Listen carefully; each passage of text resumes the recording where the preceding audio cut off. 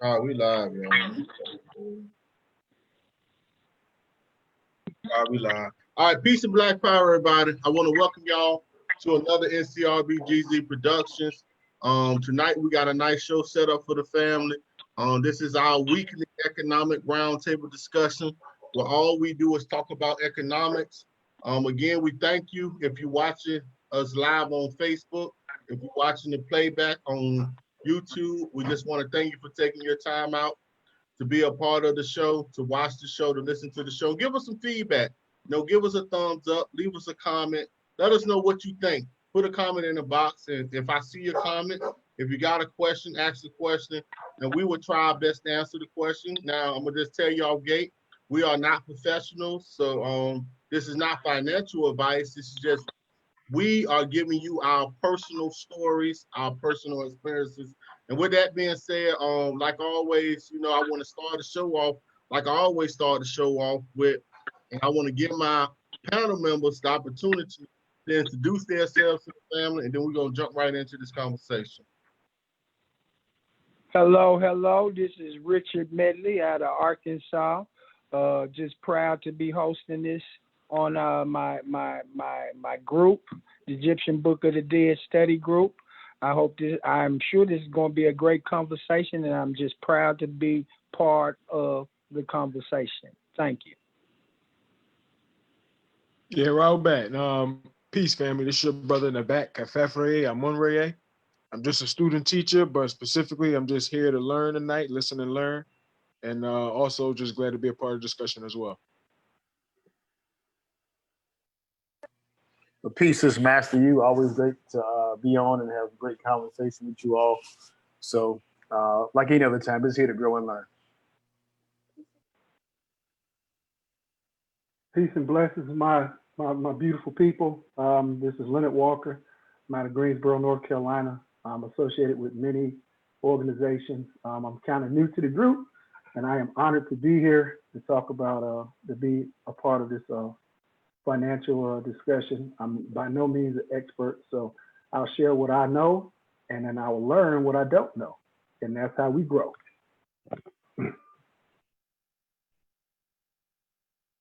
All right, and I want to thank my panel members, for actually being up here, taking their time out their busy schedule as well. And with that being said, we're gonna jump right in it, y'all. If you've been paying attention to the stock market, you can see that today the stock market has really rose. Actually, for the last couple days, the stock market has been rising higher, and it's to the point now where all the losses that people had in mid-March, they have regained them losses if they stay within the stock market. So with that being said, we want to talk about a couple things. Back in April, we made a couple posts. We went live and we was telling people the best time to invest in the stock market and when it was a dip, right? When you have a dip, when everybody is running and panicking, that's the best time for you to jump in because you can buy stocks at a low price, right? So we have a couple people I'm one of them, who actually brought the dip. I brought in the dip. I was telling people use different apps. Stash was one that you was able to use. Also, I use Acorns. Acorn was one that I used to buy my stocks with. And with that being said, if you brought in on some of these stocks back in April and March, you have basically done double your money or have a good return because the stocks are so high. Now, what I want to do, I'm going to share my screen because, I don't want to toot my own horn and then, but I told you so. And it is what it is. We actually been talking about this. Oh man, all right. So this is what I'm going to do. First, I'm going to share my screen. We're going to talk about the stocks in O'Reilly. I'm not going to read this whole article because there's a lot to read, but you can look this article up yourself. The name of the article is Stocks Recoup 2020 Losses, Live Market Updates. It was updated 35 minutes ago. So, but what I want you to look at is this, the percentage, the change in the S&P 500 this year. right? So remember when we had this dip was in mid-March into April when the coronavirus was really when they came out with the coronavirus and they started shutting stuff down. If you look at the S&P, you see it went all the way down to -30. The -30, that was the bottom. And that was the panic button. But anybody who listened to all of us when we done these shows, because I'm going to pull them up to let y'all see some of them, we told y'all at the end of the rainbow, what is at the end of the rainbow? At the end of a rainbow, what is a pot of gold, right? So we was telling you, get in now, buy the stocks now. And as you can see, from this point up until now, so it done went up 30% from that -30 all the way up to 0. And it may be a little bit higher now. And we're flirting with catching an all-time high as far as the stock market and the rally that it has done in this short period of time. So I just wanted people to see this. You can see this in real time, how the stock market has went up and it has rose within 3 months, basically. And if you brought in at the dip, you looking good real now. If you brought in at that dip, you looking like me. I'm ready to sell. I'm ready to get out. I ain't gonna fret. I'm ready to sell, and I got a good mind too. But if you got in, you got a good piece of change right now. So I just wanted to show this. I want to just let you see. You can see from then, mid-March toward the end of March into now, how far the stock market has rose. And it has really risen. And if you brought in any type of stocks, remember, we told you certain stocks to get. We said get Boeing. We said Boeing was a stock that you wanted to get because Trump was talking about bailing them out. So you knew right then and there, if the president's going to bail these folks out, that he's going to put money into the stock. Silver had dropped down to $12 an ounce. I told y'all, I said, get you some silver. We was talking about Boeing, silver, what was the other one? Y'all help me out. The motels. The motels, we were saying the motels would be a good bet. The motels, but I haven't really seen too much of I ain't been checking them to see have they went up, but it was airlines, silver, the motel, and I can't think of the last one. Nabat put me on one of them. I think it was Zoom, but I got in Zoom a little too late because Zoom had already bounced. But I got in there too a little bit late. But y'all want to jump in, man? Because I need to let me stop sharing my screen. Y'all want to jump in real fast because I want to pull some more stuff up. Yeah, I want to say, just like you, Stuart, I've learned from the community that I'm involved with not to panic, and which is what a lot of people did. But I go even further, and I do mine on Stash. I even have a group. If you're interested in learning about Stash, I have a group. I'll share a link later. But I have Stash.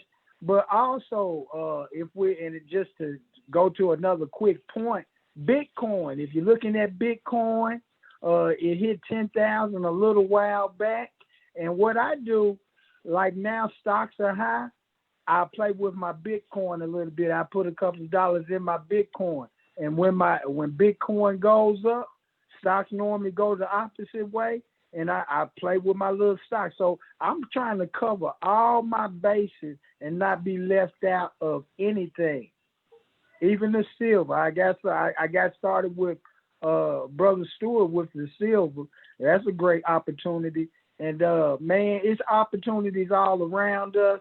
We just cannot let the fear that they try to not inoculate, but inject in you, man, you got to get with a group that is concerned about your success, people who study this. The young brother that's on, I'm sure he'll go into more detail about ETFs and crypto. But, man, it's a lot of information. And, again, I just want to thank you guys for joining the conversation. Wow. All right.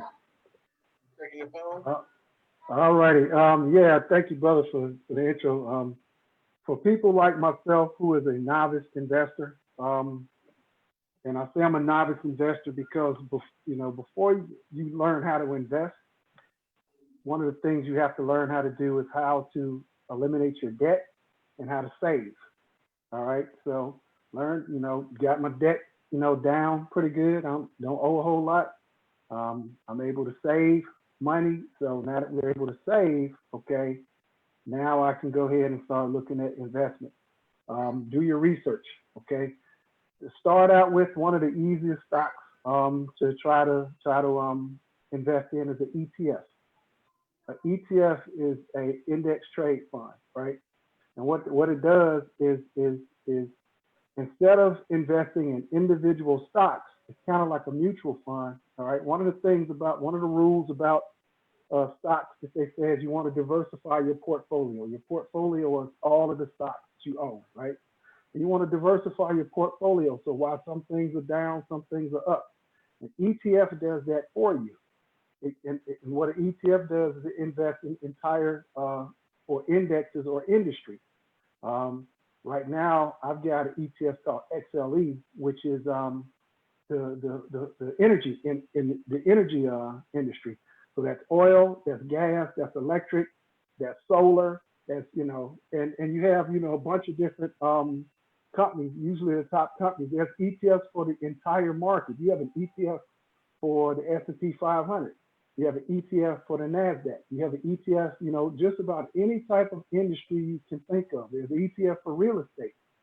So what's good about an ETF is an ETF pays out a dividend when you make money off of them, right?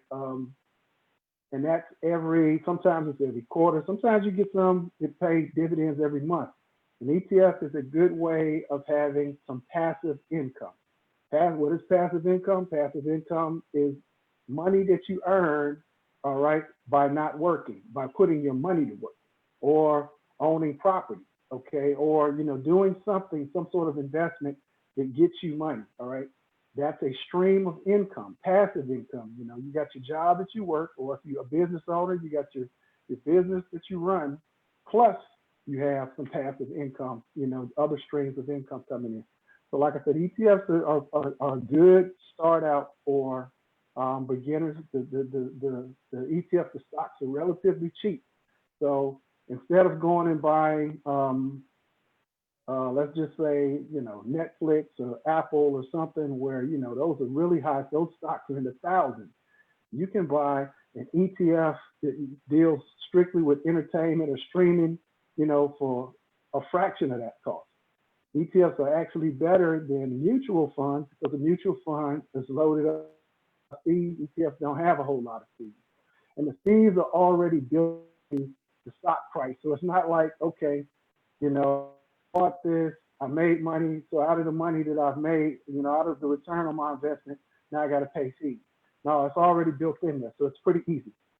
Okay, so like I say, ETF is a good vehicle to use. If you're a beginner, stocks a little bit more difficult, all right, and then you got what they call, when you get really good, that's when you can start doing options, all right, and that's a whole different subject. But the cryptocurrency, keep your eye on the cryptocurrency. Like I said, China already has a cryptocurrency. I just did some research, found out one of the big issues with cryptocurrency was people hacking them and stealing the cryptos. If you have cryptocurrency, somebody hacks your account and steals your cryptocurrency, it's gone. There's no way to recover it. It's not like the bank where, if you got, $250,000, well, $150,000 in the bank and the bank collapses and closes, it's FDIC certified where you get your money back. For cryptocurrency, you just lose it. So if, one of the concerns with cryptos being hacked, well, with the advent of what they call quantum computing, it makes the cryptocurrencies, the codes on the cryptocurrencies, impossible to hack. So now you have cryptocurrency is a more secure form of currency. I know people, do Forex and, they look at currency, that's, it's all types of things. One of the things, I want to tell people is right now in this day and age is the best time to invest. It's easy. You got all of these apps. You don't have to have a whole lot of money to start out with. You can let your money grow slow. You can you can take the compounded, your return on your interest, the compounded interest, and start taking that interest and investing it back. So you're not putting more money into investing. You're taking the money that you earn and reinvesting it into other things. And like I said, I use an app called Webull. It's free, no fees. You got good analytics. You can create a watch list of different things. So if you're thinking about something, you can load it up, with cash, or you can have it attached to your credit card. I load mine up with cash. I just put my money on it. So like I said, this is a good, like I said, Acorn, Stash, Robinhood. It's a bunch of them out there. So anybody interested in that, like I said, it's you don't have to be intimidated anymore by investing, because there's just so much stuff out there now to where you can invest, as little as $50, $100, no,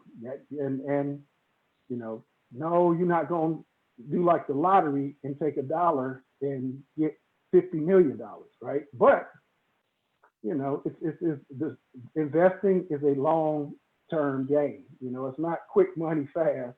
It's a long-term. If you're fortunate, you can get some quick money fast. But it's a long-term game. Yes, sir. I would like to say also, and we do not give financial advice, okay? Right. So right. we do share experiences and testimonies, and I think those are even more powerful. But for beginners, and I give you a tip, I call it a clue. But one of the first ones I got on a Stash, I got an ETF, and I invested in the S&P 500. Right. What that is, that's the top 500 companies in America. Mm-hmm. So when I say I own a piece of Nike or I own a piece of Google, I do. Yeah. I own a piece of Walmart. But that's one of my first ETFs. It's one of my main ETFs. And I'll give you another clue to what I do. And this goes back to those individual stocks, because those can be risky because they go up or down. If you invest it all in one basket, you need to be careful. But what I do, I invest in places and things that I actually buy. Right. I bought stock in Nike for my grandchildren because I knew we were going to buy them Nike clothes over their lifetime. Mm-hmm. I own that individual. I own some Walmart individual. Another one that I own individual. One day I opened up my wallet and I looked at all my little credit and debit cards, and every one of them had a Visa on. So you know what I did? Mm-hmm. I went and got me some Visa. Right. My bank. I just opened an account at a new bank. Guess what I did? I went and bought some stock in that bank. It makes me feel better. Right. When I own it. And it goes back to that silver. Why I love that silver. I love putting it in my hand. I love feeling it. I love looking at it. It's money I just got stocked up. I would blow it at the gas station, but I put some away, bought me some silver. Now I can look at that and watch it ride. Right. Man, I want y'all to get excited about investing. But like the brother said, first thing you need to do is eliminate your debt. You need to we tell you get an emergency fund. We tell you to use that debt, and once you eliminate that and you can save, watch those credit cards. Learn how to get your credit score up. Once you're doing all of that, man, now you get to investing. But before you invest, you need the money. But even before that, take the time to get some knowledge. Listen to some people, how they operate and move around in that system. Like I said, that S&P 500 is a great ETF because you own just about all of America off the bat. And then look around where you spend your money every day. Do you go to Dollar General a lot? If you go to Dollar General, you need to own some of it. It's like this cell phone, what me and Stuart do. On this cell phone, we own these calls. We're in business. We write this stuff out. We got to pay for it anyway. So we show you how to maximize your tax deductions by being in business. And I'm venturing off now, and I'm sorry. But it all relates. because it's a mindset that you have to gain and obtain in order to win this game, because it's a game. And if you on Facebook strictly for entertainment, which most people are, man, you're doing yourself and your family a disservice, because it is people out here, and I know these people with real testimonies that we trying to help our people. That's all I got right now. Yeah, you know, Master, you, Brother Nabat, do y'all want to jump in? Oh yeah, I was letting letting Brother Richard and was it Brother Leonard do their add-ons. But yeah, I'll definitely add on. It's like a lot of stuff we talked about, over time up here. I know the brother said about a savings account. I'm big on savings. A lot of people against savings. But if you got a lot of the money, you can't get your money out the stock market. Sometimes you got to wait a couple of days to get that money for that money to be tangible. So it's good to have, some money saved away just in case of emergency. It's good. It's good to have. It's good to have that. It's also good. There's a couple of things, people can have, and I'm not gonna go down a long rabbit hole, but definitely having, some money saved, like the brothers were talking about, having an emergency fund. I would say you ain't gotta eliminate all your debt, but definitely get your debt down. Like if you $200,000 in the hole, it's gonna be hard to pay that off and invest at the same time. So you can't invest as much because you have that humongous debt over your head, but still try to do something. Also, too, when it comes to the stock market, and a lot of people is very, very nervous and very, very scared. The best thing I can tell you to do is what we say back home in Carolina: just jump off the porch, start reading, start researching, and pick something to invest in, whether it be an ETF, as the brothers were just talking about, or you go through the stocks. If you someone who don't like to read and study so much, then go to an ETF. An ETF, like they say, it is basically when you have like 100 companies in one, and what they do is kind of average everything out. So you put it into a whole bunch of stocks as opposed to one. Now your rate of return won't be as good with the ETF as it is with an individual stock, but but over time the ETF will probably perform better. You get what I'm saying? So I have ETFs that I buy strictly through Vanguard. I got a Vanguard account. I invest into my Roth IRA, and I just have some other stocks that I just buy, all ETFs. I use Robinhood just to invest in stocks, not ETFs, but just stocks I want to buy, whether it be Amazon or Tesla. And those things are very, very expensive. But if you get fractional shares, you don't have to spend thousands of dollars. You can take $10. You just own a fraction of a share. Everything like the brother, both of the brothers were saying, and both of them was completely spot on. And I would definitely add on and say this: one of the biggest things that you can invest in is yourself. Invest in yourself, invest into and when I say your universe, the people that's in your direct household, and outside that, begin to invest in your community. And this is more specifically for Black people. Don't get me wrong. It's, I invested, I have a bank account with PNC, and I invest into the bank that I have account set up with, but in the same vein, if there's a trustworthy Black bank, they may not be like a publicly traded company, but invest into their company. If there's like a local Black shop in your neighborhood, and they give good service or whatever, go and invest into these Black stores, into these Black communities. So it's one thing to invest in the stock market. There's nothing wrong with it. Get that money, grow that money, and live your life.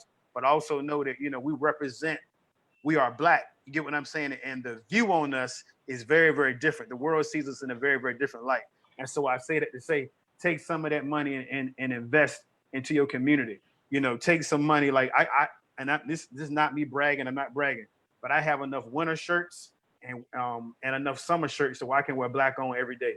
I got Black on hats. I got Black on bracelets. I got a pair of Black on socks. A Black on scarf. And so, a portion of my money every month, I may set aside $50 and say, look, or $100 or whatever it is, I'm going to invest this money into Black-owned companies continuously. So maybe one day I can see them on, the New York Stock Exchange. So everything the brother said was dope. I'm 100% behind everything they said. I'm just adding on to it. Invest in Black people as well. Invest into a Black restaurant. Just invest in Black people. We need your help, because if we don't help ourselves, obviously nobody else is going to. And I know I'm kind of going off on a tangent, but I'm gonna say it again. Please invest into your community. invest into your community. You will see the greatest return when you invest into yourself and when you invest into your community. Man, and I don't want to go on this long tangent, and I see Stuart shaking his head. I'm sorry, Seth Harun. But just keep that thing in mind, please. Yeah. I would just piggyback off of that. That's pretty much what my what I want to prioritize on is definitely the collective investing. I was just talking with a brother of mine just earlier today. We was mentioning how we want to formulate all of our business ideas into a portfolio or just a business plan of how we want the business to work. What's the like a 5-10 year or whatever term, short term or long term business plan to actually have the things written out on paper for us to come together, sit down, and compare all of these business ideas, decide which one are we going to fund first collectively, and start whether it's opening up shares for black owned businesses or just being able to purchase portions of the business or invest certain amounts into the foundation of many small black owned businesses and corporations, on a collective basis, as opposed to, like you said, just each one of us doing, worrying about ourselves. If we actually sat down and brought our business ideas together and made a decision on prioritizing these ideas and funding those which give us the greatest return or the least amount of time, or whatever benefits work best for the group, I think that type of economic unity is very, very powerful. We see it amongst the Chinese, we see it amongst the Russians, we see it amongst we many other races, even the Mexicans and the Hispanics, of us are definitely still doing the same thing. So that's something that we definitely want to take advantage of as well.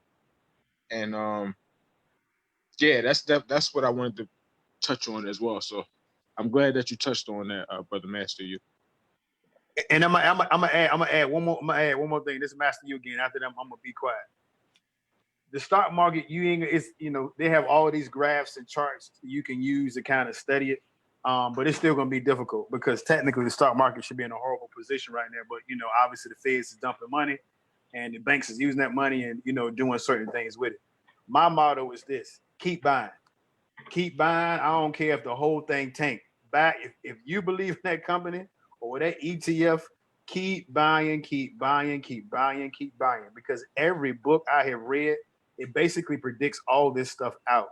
The market will go up, it will go down. There will be viruses and pandemics, and every time this stuff crashes, come back up, it crashes. It's an ebb and flow in life. You just got to be able to ride that wave. So ride that wave and just keep buying. Even if some people say now it's too late to buy into a stock or ETFs, it's not too late because these ETFs and stocks have not reached their all-time high. For example, you got a company called SPG. SPG is Simon Property Group. I think they're based. I can't remember where they're based out of, but basically they own like all the prime real estate for malls. I'm talking about all the prime real estate for malls.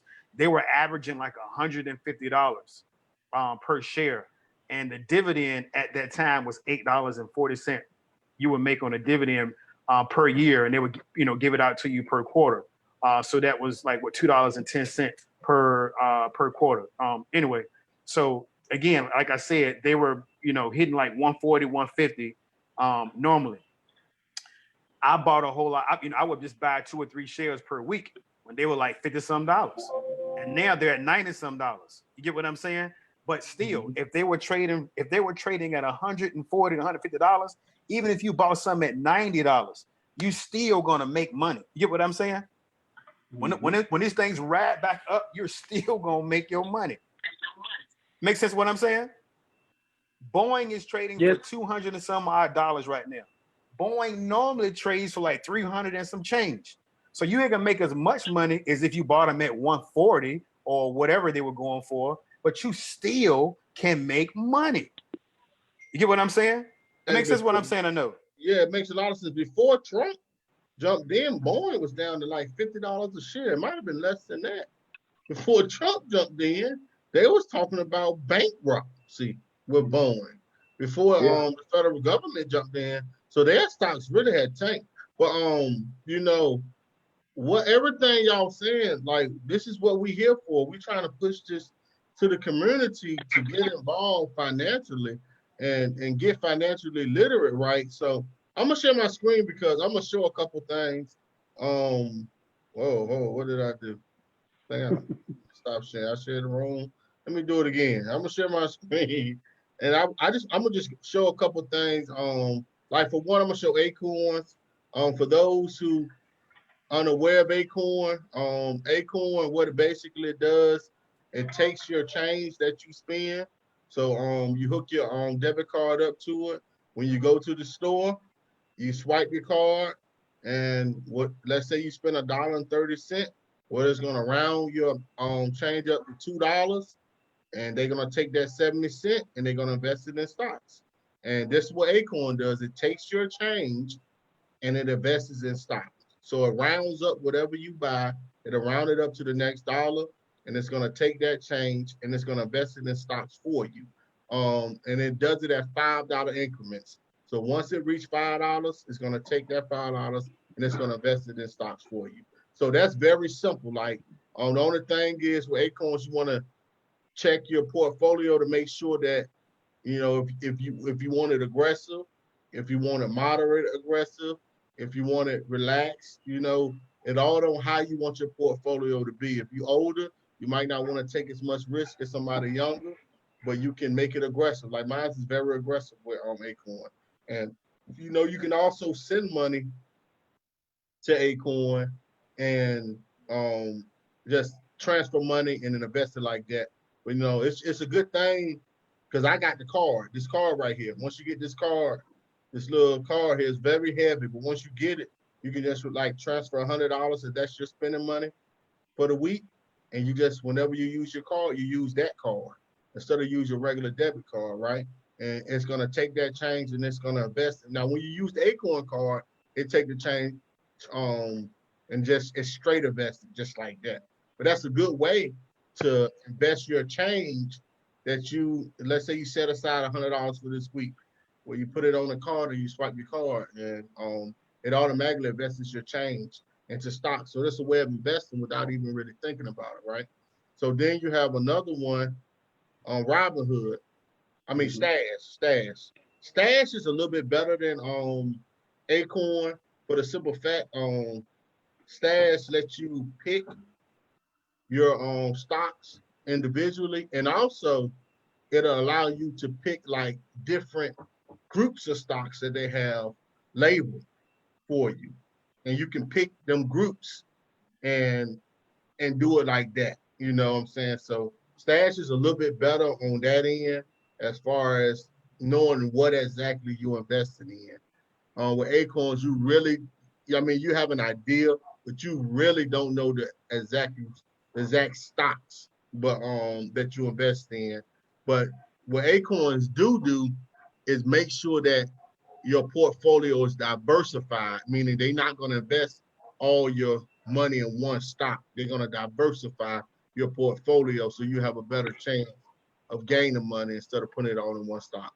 Stash, you can do the same with Stash, but you just got to make sure you do it yourself as far as diversifying it. So Stash give you a little more control, and that's what I like about it more than Acorn, because Stash you got a little bit more control, as into exactly what stocks you picking. Acorn you don't. Yeah, jump in, Elder. Can I comment on that Stash? Like I said, I got a group for Stash, and I really love Stash. But one of their investments you can do is, and we're gonna probably get into the silver and everything later, but they have gold. You can invest in the stocks for gold. So I got one of those also. But man, I really love Stash. They got it's like banking. They got things now where they help you build an emergency fund. It's very educational. A lot of great articles, And man, I encourage you after that endorsement from Stewart to check out my stash group. I want to put up some more content now. Also, Robinhood is another one. The good thing about Robinhood is Robinhood allows you to invest in cryptocurrency also. So with Robinhood, not only can you invest in stocks, it also allows you to invest in cryptocurrency. Some odd reason my account is frozen on Robinhood, and I'm gonna tell you, I've been new about Robinhood since 2017 because I've been in the crypto world for a minute. So we was looking for other revenue, other ways to buy cryptocurrency without using Coinbase. Because Coinbase is the main site in America where most people use to buy crypto. So we was looking for other ways to buy crypto, and this Robinhood came out before the Cash App started letting you to buy. You can buy crypto with Cash App now, but Robinhood was before Cash App. Robinhood will let you buy, but what happened with Robinhood? They made them to go through individual states before, like so certain states was allowing you to buy crypto and certain states won't allow you to buy crypto. But Robinhood, that's the process it took Robinhood to do. But I like Robinhood too because you can buy the crypto and you can buy crypto, and after you buy crypto, you can also buy regular stocks with Robinhood. Now the thing with Robinhood is though you gotta pick your stocks yourself. You gotta know what stocks you're picking. So if you have no idea of the stocks and the prices of the stocks, or knowing when to sell your stocks if you're not buying them long term, then that's the thing. So you got to understand with these apps are basically like if you really don't know nothing and you just want to invest some money into stocks, I would tell you to use Acorn because I feel like Acorn is gonna make sure that it's gonna spread your money out in multiple stocks so your portfolio is diversified. But if you know a little bit and you study in the stocks, then I would tell you to go ahead to use Stash then, because now Stash not only does it let you individually buy stocks, it also lets you buy them in groups too, though. You know what I'm saying? So it's a little bit more than Robinhood. Like you gotta know what you're doing in Robinhood. I'm just be straight up with you. If you don't know what you're doing and you don't know what stocks you're doing, what stocks you buying and paying attention to the market, you may lose your money. And that's I'm just gonna be real with you.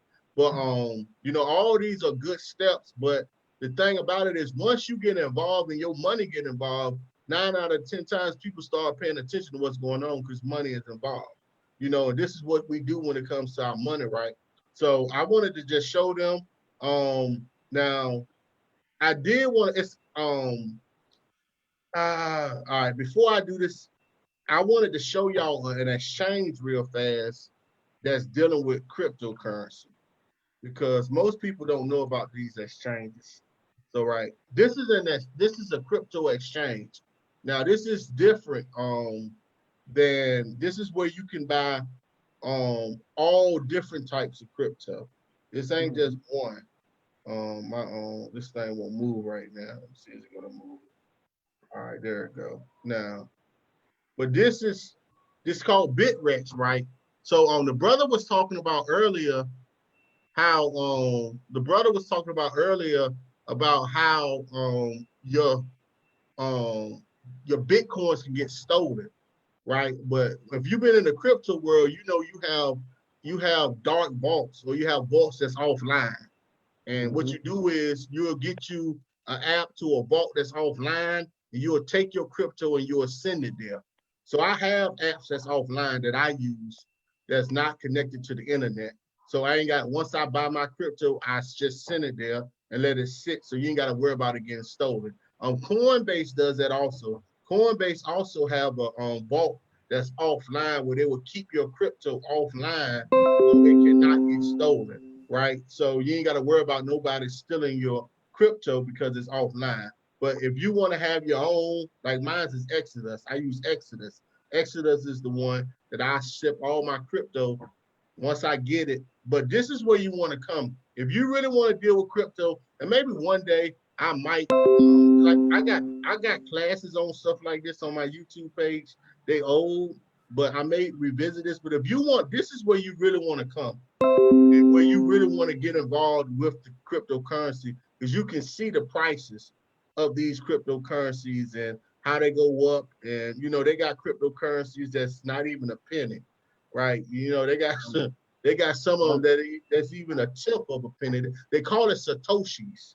They call it satoshis. It's not even called they call it satoshis, but it's a tenth of a satoshi, 100 of a satoshi, 1,000 of a satoshi. So like I can pull up. It might not let me do it because I ain't signed in. I'm not gonna log in while we're here. But let me see if I can.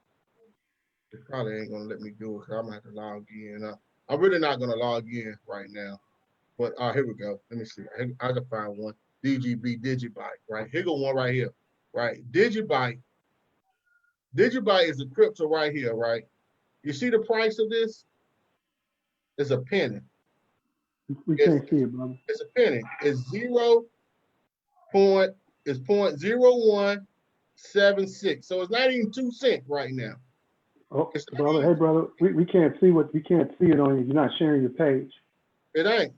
No, it's not sharing it. Oh, what's going on? It ain't. Let me do this again then. Hold on. Yeah, because it was still on the Acorn. All right, let me share it now. On the yeah. Do y'all see it now? There you go. All right. So this right here is Bitrex. This is what you would call where you trade, man. I don't know the name of what it's called, but it's a market, man, where you can trade different currencies, right? But I wanted y'all to see the price. This is why crypto was so interesting. If you really want to get into crypto and want to make money, right?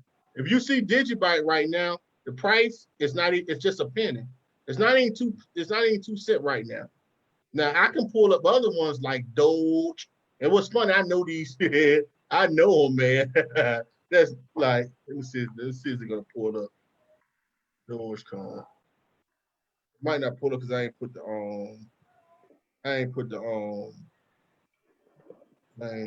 the correct initial.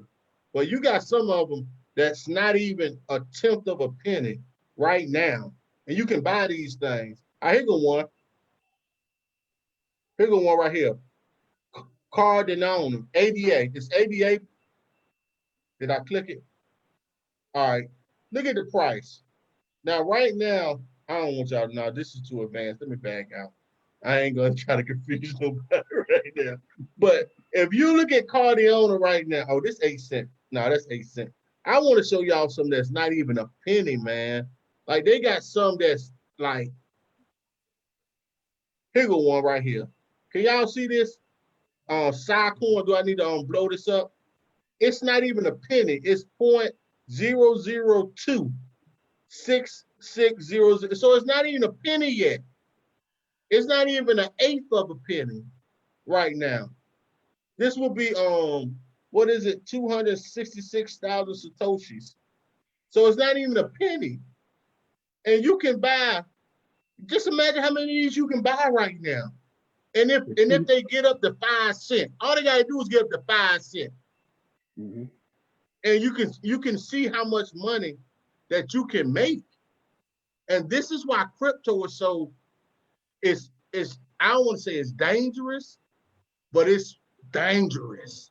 Because if you pick the right one, and if you study these, because all these, like Tron, I got about 500,000 of these. I'm gonna keep it a buck. I've been on Tron for a long time. So like I got on Tron before it got to a penny. You know what I'm saying? But Tron, the highest it got up was like 5 cents. But this is when Bitcoin was up to like 20,000. But like I'm gonna tell you, you can get these coins, man. And this was that all it takes is for something to happen and it go up to like Ripple. The brother mentioned Ripple. I remember Ripple when it was 2 cents. I remember Ripple was when it was 2 cents. You can get Ripple for 2 cents. And the highest Ripple got up was like $1.88, maybe almost $2. You know what I'm saying? But now the banks are using Ripple, but Ripple ain't what you want to buy because Ripple ain't decentralized, it's centralized. Well, let me get off this because I deal with crypto, y'all. I just wanted to let y'all know I deal with crypto and I really deal with it. So like I know a lot about it, but I don't want to confuse folks. But I would tell you this, since I learned how to read the crypto market, it taught me how to read the stock market. because now I can read the stock market now, and I know what I'm looking at a little bit better. And at first, I didn't know nothing, right? So I'm gonna get off this, right? I want to leave this, but this is called BitREx, y'all, and I'm telling you, if you really using your Bitcoin to invest in something that's not even a penny or not even 5 cents, you can get 1,000, 2,000 of these things, man, and you can just hold them. And all you got to do, and you research it, because all these coins, they have a purpose to all of them. And see, this is what you want to do. You're supposed to find a coin that has that purpose is something that we need in the real world. You get what I'm saying? You'll find a coin that has a purpose, it has a white paper, and it has a purpose of what it's supposed to do. And you be like, okay, well, you know what? I can see us needing this in the real world through a coin. And this is how you know which ones to invest into, because you're going to research them. And you're going to watch the white paper. You're going to see the people who behind the coin. You want to look at the drops. You want to look at the airdrops. You want to look at all that stuff. But it takes time, man. But hey, I'm just telling y'all, this where it's at though. This is how people making money, man. You think stocks is making money? This is how people is getting rich, man. And it's all on picking the right coin and catching that market when it go up and selling everything and getting out. All right, so let me stop sharing my screen. I wanted to give y'all the opportunity to jump in. I see somebody join. One of the elders joined. I want to give him an opportunity to unmute his mic and say something to the family.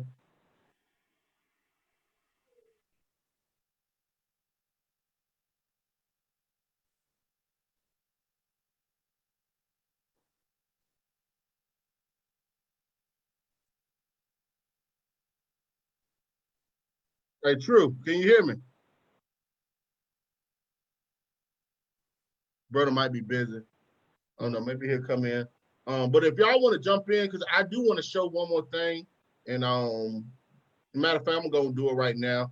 And let brother Richard jump in, because I know he want to talk about it. It's a town for sale, right? And you know, if we actually want to talk about wealth building and building something, it's a town called Toonsboro, and this whole town is for sale. And I think it's in Georgia. It's a small town, and I think the asking price is 1.7 or 1.5 million. But it's a historic town, and they trying to sell the whole town, family. The whole town is for sale, and these are the pictures of some of the stuff that's at this town that they have. It's a historic town. Now, I haven't checked the demographic to see who stay here. I think it said it's around 700 residents. Yeah, that's still there.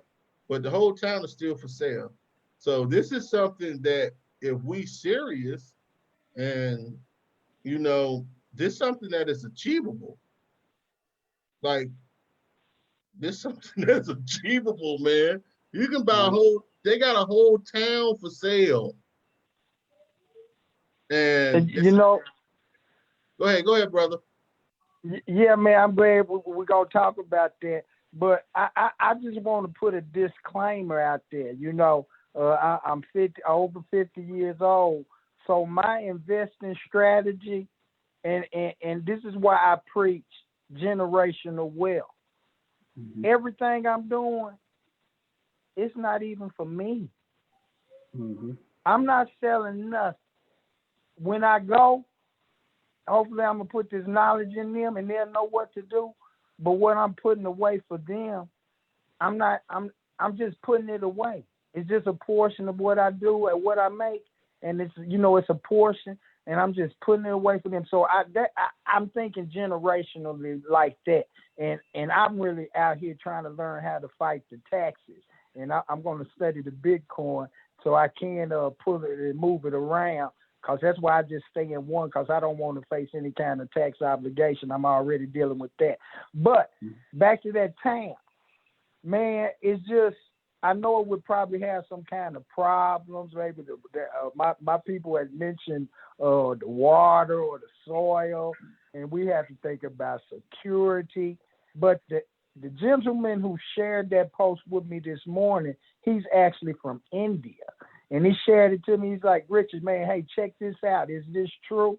And, you know, I looked into it and I was like, wow. But his statement was he would turn it into a tourist town, make it a tourist attraction. And because, as Stuart said, it's famous for something, and I hadn't really researched it. But that was his suggestion, turn it into a tourist town.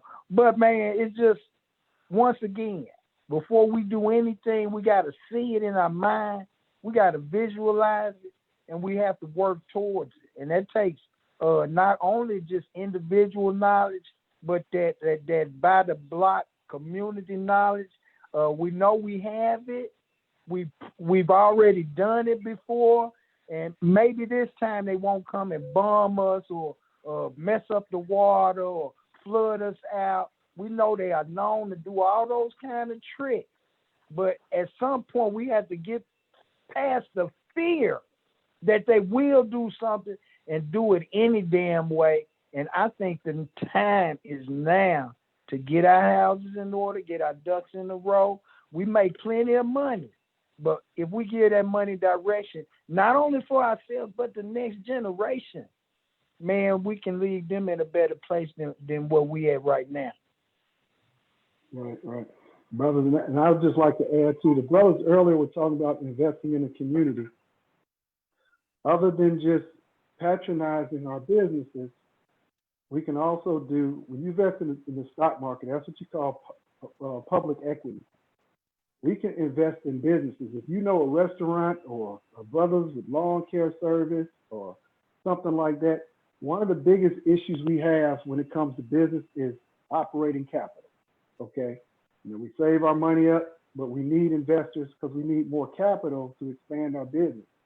That is a way, like I said, that restaurant, that little store, if you've known that store has been, you know, you get in contact with the owner and say, listen, I want to partner into your business, okay? I got $10,000 for you to expand, but, you know, we need some profit sharing. We can negotiate all of that, right? And that way, now you own part of a business. You're getting money from private equity. Private equity, actually, when you have a good business, actually pays you more than public equity. But the big thing about that is that you're supporting the community. Now you have vested interest in the community. Hey, I got a business here. I support this lawn care service. Like I said, I know brothers who got lawn care service. You know, you give them, you know, hey, here's $10,000. They might be able to hire 5 more brothers, get some more equipment, all right, and be able to expand and do some more lawn. So, you know, that right there, okay, and that, you know, that also gives you a profit. But more importantly is that extra money helps them expand their business. So that means hiring more of us and using more of us within the community, all right, to do business. So yeah, that you know, that private equity thing, you know, but this town, I saw that too. That's pretty enticing. And like the brother said, you know, make it a tourist attraction.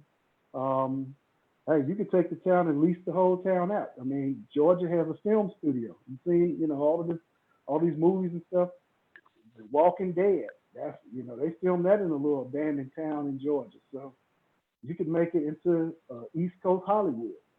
There's all types of things that we could do if we, like I said, put our mind together for a few dollars. The biggest thing is we need a plan. So $1.7 million, all right, we could do it like a co-op and say, hey, let's get enough of us, put $100 together, $500, 1,700 people with $1,000 can buy that town. Okay, 1,700. That ain't nothing. That's like one of our high schools, okay, in the city. So like I said, or 2 high schools. So that's just how little that amount of people are. So we can spread it out. Hey, you know, $1,000. That's a pretty big lick. Maybe I do. You know, you get, you know, instead of 17,000 people, put together $100. All right. And now each of these people, now you have residual income. If you have a plan to do something with that town, say, okay, we leasing this town, all of this property. Whoever used it got to pay rent.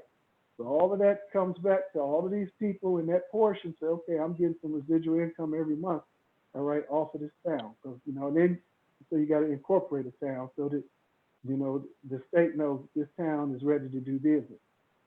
So, Hey, yeah, I wonder, could we have our own police force?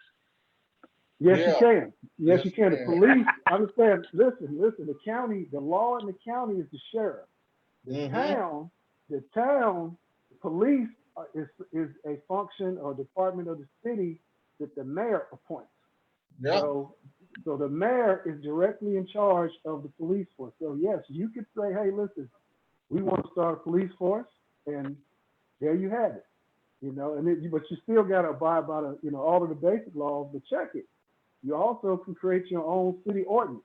Yeah. See, so yeah, that people don't realize that you can actually fire the police force in your town. Yeah, and something going on. They talking about defunding them right now. But you know what? Yeah. I do want to share one video because you know I follow Robert Kiyosaki. I followed him. He wrote the book Rich Dad Poor Dad. Yeah, he got another book out, but I follow him, so you know I'm gonna share my screen again, and y'all give me 3 minutes. We're gonna listen to him because he have a lot of optimism about the stock market. He got something else to say. So I'm gonna share it. And you know, tell me what y'all think after you know, because at the end of the day, we make our own decisions. It don't matter who the person is that's saying something. We still have to make our own discernment and make our own decisions ourselves. But you know, sometimes it's good to listen. So I'm gonna play this real fast. This from I have my own page called Financial Literacy with Stewart, wherein I do teach financial literacy on this page, and this page is strictly for financial literacy. So I'm going to. I write about the stimulus package is not for the poor middle class. The stimulus package is for the rich. So everybody said, oh, we put $2.2 trillion. Well, I think 340 billion went to the Fed from the Treasury, taxpayer money. But really what the stimulus package is doing, you know, it's sending people at home an extra $600 or $3,200, whatever it is. I don't get a check. But it's not enough because it hasn't solved the problem. And so that means there'll be more stimulus. But don't kid yourself. That stimulus is there to keep the stock market propped up so the rich can sell and get out. So the only reason the stock market is at kind of high as I talk to you today is it provides what in the military we used to call air cover. So, you know, the jets move in and all this, and the ground troops could retreat. So the stimulus checks are to keep the poor and middle class peasants working on the farm while the rich evacuate and climb in the lifeboats and escape. So are there going to be more stimulus? Absolutely. Is the US dollar going to crash? Absolutely. Are we heading for a depression? We're already in it. Because the definition of a depression is really multiple quarters of subprime growth. And we've been there for about 5 years now. The only thing that prevented a real depression was stimulus, quantitative easing, and ZIRP. Well, the Federal Reserve Bank, US Treasury, and Wall Street are out of the bag of tricks. They can't pull any more rabbits out of their hat. So that's why I've been saying buy some gold, silver, or Bitcoin, because at this moment, those are the best investments you can. And if you really know what you're doing, junior mining stocks and big mining companies like Barrick and Newmont are good investments. But I don't do those things because about 20 years ago, I started my own gold mining company and took it public. That's a horror's game. I mean, there's more crooked corruption in that thing. And I wasn't smart enough to keep up with the crooks, should I say. So I decided it was better for me to buy gold coins than mine for gold and try and create mining stocks. But anyway, that's everybody's lesson. But today, as I talk, this is May 2020, the best investment are gold, silver, Bitcoin, big miners, and junior miners. But the US dollar is in serious trouble when it goes back to 1971, when President Nixon took the dollar off the gold standard and the US dollar became fake money. So that's my tweet. So, you know, this is, you know, he big on this though. I think he have a best interest in silver. I really do. But I do know that Saturday, if he was giving away Bitcoins, he gave away 5,000 Bitcoin Saturday. Trust me, because I got a temple one from him. Because what they would do is you would, oh man, oh, something going on. All right, but I got a tenth of a Bitcoin because what I did was I sucked the tenth, and then they sucked me 2 tenths back. So like whatever you were seeing up to 22 Bitcoins, he was seeing you 40. You would get 44 back.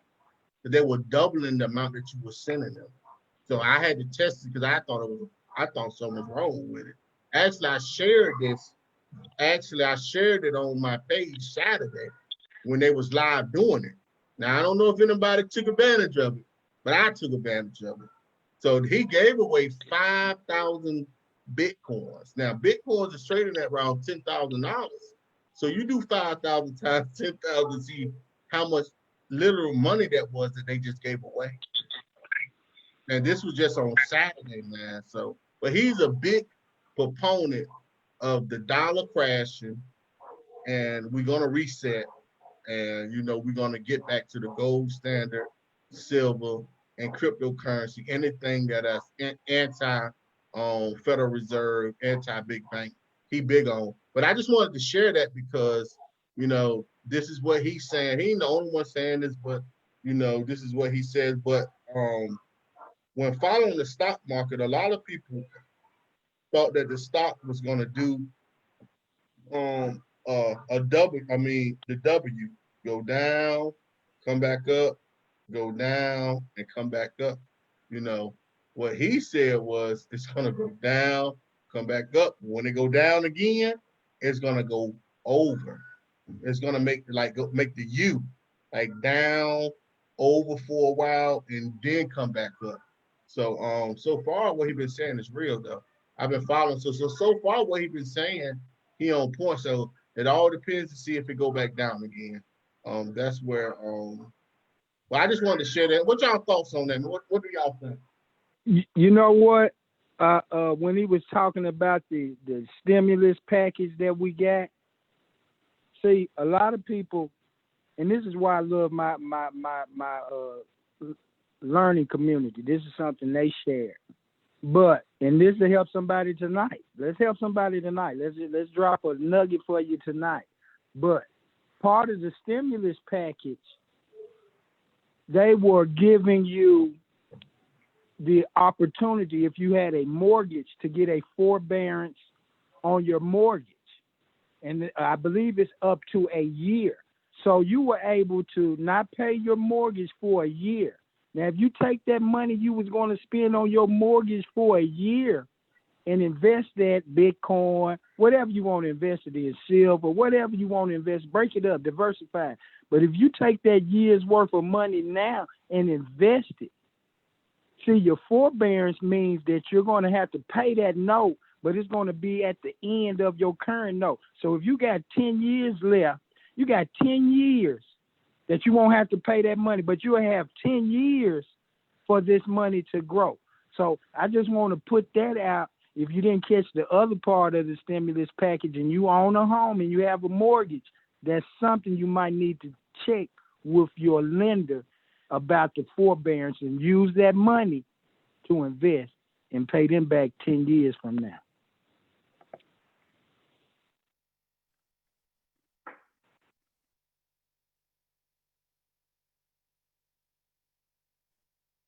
That's a good thing. Hey, True Born, brother, you want to say something? I think I saw you a couple minutes ago. Yeah, peace. Please, God. If you take that stimulus check, you know what I'm saying, and invest it within 10 years from now, if you do it right, you may be double or maybe triple that. So if you do have to pay it back, you're really not losing anything. So I mean, you just got to use this debt note and use it wisely. Because if you don't use it wisely, you're just gonna keep going through problems, struggling and struggling. We trying to show you how to not even struggle no more. And you know what I'm saying? If you invested in some silver and gold, you know, put it away for you know, your kids, you know, go through college, you know, or just for them to have a future, you put it away for them and just build, keep building. And as you build, you know what I'm saying, you yourself can have a nice, peaceful life, you know, instead of running back and forth to work, you can work at home and make it more easier. This just a better way, you know what I'm saying, of making extra money. Peace. Yeah, I signed up under the gold, selling gold from under that brother. Actually, he was the one who I signed up under with the gold, to be real. And the silver. Actually, I think I did get the silver from you too. But you know, them tangible metals, but like me and Master you was talking about earlier, we want property too. I want to be invested in it all. Um, you know, um, getting land and property is also a good investment at the end of the day. So the whole purpose is we want to just get our people to start thinking about assets and liabilities. We just want you to understand the difference between an asset and liability and look up the three forms of income, right? You have the income that you work and you pay taxes on, right? Then you have I forgot the name of that income. Wow, I can't believe it just escaped me. It escaped me. But then you got the second type of income is when you may buy goods and you sell them goods. So if you're like a business owner, you pay taxes on that. And then the last is passive income or what some people call workflow and cash flow. And that's where you don't pay taxes on that money. That's residual income and it just keep coming. You know, but we just have to get our people to understand money. Let's understand money. Let's understand finances. Let's understand the purpose of money and let's use it to benefit ourselves. You know, I'm big on stop working for money and let your money work for you. You know, because we be taught our whole entire lives is to go get a job, get education, and work for money. You know, but we not taught to let our money work for ourselves. And Master, you hit it on right on the head earlier when he was saying the best investment that you can make is in yourself. Because when you invest in yourself, you are investing in your potential. And your potential is the highest investment because what you can achieve is unlimited when you put your mind to it. And we just have to remove the shackles from our brain and stop being held back and saying what we can't do. And instead of saying we can't, we just need to come up with ways to do it. You know, and that's one thing. If you ever read that Rich Dad Poor Dad book that Kiyosaki wrote, you know, his rich dad always taught him, don't say I can't. It's not I can't. You come up with ways to get it done. And that's something that, you know, I was taught. There was a saying that used to say, can't is word, hold up. Can't is tools of incompetence on which monuments of nothingness are built. No, excuses are tools of incompetence upon which monuments of nothingness are built. Those who specialize in them specialize in nothing else and seldom accomplish anything. And that quote was saying when you make excuses of why you can't do something, it's just holding you back. You're not going to get nowhere. It's going to stifle your growth. It's going to stifle your movement. It's going to stifle you from, instead of saying, making excuses for why you can't, come up with ways of how you can. And that is very powerful because it's forcing you to use your mind It's using that God organ in our brain. You use, I mean, in your head, you're using it and you're applying it and it's turning. So now you coming up with ways. And that's one thing that I have to say about my daughter, Shahasia, my middle daughter. She own it. When I tell you she own it, she own it. She's always coming up with ways to make money. She come to her father. She always come to me with ways to make money. She always coming up with ways to get what she want, but not asking me to get it for her. But her, hey, I'm gonna do this. I'm gonna sell this. You know, I'm gonna buy this, buy this, buy this, buy this. You know what I'm saying? And it inspires me because I know I've been teaching her, but it's good to see it in real life. Like it's good to see my daughter when she come to me with this because it lets me know that what I'm trying to do is actually working, and I see the fruits of my labor. So it makes me happy, man. It really makes me happy. And you know, I don't want to talk a lot. I guess I'm winding down. I don't want to sit here and do all the talk. I want everybody else to join in. But that's very important though that we apply certain things, and we have to change our mindset, right? We have to change the way that we've been traditionally taught, especially when it comes to money, and especially when we're talking about the dream or the American dream. That's a nightmare for a lot of us. You know, we have to rethink things and also practice what we preach, you know, and show and prove. You have to show and prove. Oh, Peace, I see we have somebody new. Miss, you want to introduce yourself to the family? Hi, it's Angela, All right, nice to meet you, Queen. Where you calling from? New York, Harlem. Harlem in the house. That's what I'm talking about. What we on 125th? You with Sarnetta and them? Nah, I'm not down with Sonetta and them, but I've heard of some of the I watched some of their videos. No, I'm right on 112th and 5th. Oh, one tough. Okay. Yeah, I like Sarnetta, man.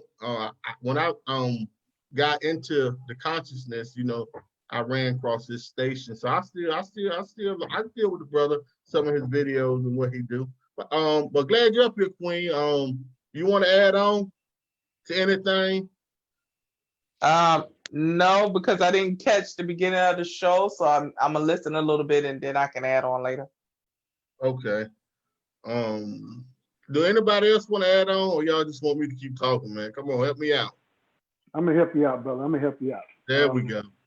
One of the things, we talk about investing, but I think a crucial thing that we need to what we need to discuss is kind of how do we get to the point where we can invest, and that takes financial discipline. I mean, we may have financial literacy, but you got to have financial discipline as well. And one of the challenges I have out there for people is what I call the $1,000 a year challenge. All right, a lot of people have a hard time saving money, right?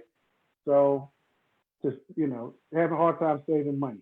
So one of the challenges I do is say, okay, save $20 a week. If you save $20 a week at the end of the year, you'll have $1,000. You have more than $1,000 actually. So, but what that does is that gives you a sense of accomplishment to where, okay, I've this, and it's not easy. When I say save $20 a week, that doesn't mean, okay, in my bank, I'm gonna just pull that money. If you get money going in a direct deposit, take $20 out every week and put it in a jar or put it under your mattress, whatever you got to do. All right. And save it. So at the end of the year. So that's an accomplishment. A lot of people can't say that, oh, I saved $1,000. A lot of people can't say that I've seen $1,000. All right. So if you can save $1,000 in 1 year, you can save $2,000 in the next year. And the brother earlier was talking about how we need to keep cash on hand. That's what you call liquid money, liquid assets. So we need to have some liquid assets so that when we have an emergency, we can be able to access that cash and all of that kind of stuff. So yeah, typically with people, if we budget, right, and that's something that we have to really, everybody's always talked about, oh yeah, I'm gonna create a budget. We have to be serious about that because one of the things we have to learn is cost versus value. All right. something might cost an amount, but it may not be worth what it costs. Like a pair of Yeezy sneakers. All right, everybody likes. I seen something. Oh man, and I looked online and I seen these things was like $700-800. There is absolutely no way in the world I would pay $700-800 for a pair of shoes that I'm going to walk outside on, and as soon as I put them on my feet and go outside and leave the store, they immediately depreciate to almost nothing, right? So you ask yourself, are these shoes worth what they cost? No, not especially when you could take that money, you can buy a pair of shoes for a fraction of that, and then take the rest of the money and buy some stocks or invest in a business, or buy, start a mutual fund, start an IRA, put some money together to start an annuity, all different types of things. And so these are the things we have to learn, and we have to rethink, but we also have to behave differently. Okay, if you're going, spending money on lottery tickets, one lottery ticket every now and then, okay, just for fun, that's cool. If every week you like, okay, I'm getting paid, let me get $100 and I'm gonna put, this much on this much. If you've tried, if that's investing in the lottery. So if you do that kind of stuff, then that's a behavior that we have to look at and see that, you check, could you win? Sure, you can win. All right. But is it possible? Yes. Is it probable? So these are the behaviors we got to get to, but just on a simple basis, like I said, simple things that people can do is that $20 a week, that gets you $1,000 a year. So by the time Christmas time come around, or at the end, or let's just say you started January 1, that week I'm gonna put $20, and by the time January 1 come around the next year, instead of being in the hole because you didn't spend all your money on Christmas, all right, you trying to, figure out how you're gonna pay the cable bill and all that kind of stuff. Now you got $1,000 saved up, all right. And it's just a way to make you disciplined, to say, okay, I can't touch this money because this is my goal. This is what I'm trying to do. And that leads to bigger things. So if I can do that, then I can up it. And I can, now I'm thinking differently about money. Right. So that's just a little quick something, just a quick challenge that, for people. Hey, let's, and it's simple. I wanted, I wanted to say something about that $20. See, I'm a representative of Carrot Bars International, and with $20 right now, you can get some 24 karat gold. It's called cash gold. Mm-hmm. I mean, you can get at least about 3 of them right now. You know what I'm saying? Get your free account. You know what I'm saying? Make your order. And all you just got to do with that $20 that you might save every month, $20 worth of gold. You know what I'm saying? Every month. And before you know it, you be done stacked up a nice little, nice little gold reserve going for yourself. And you have something, for your kids' future.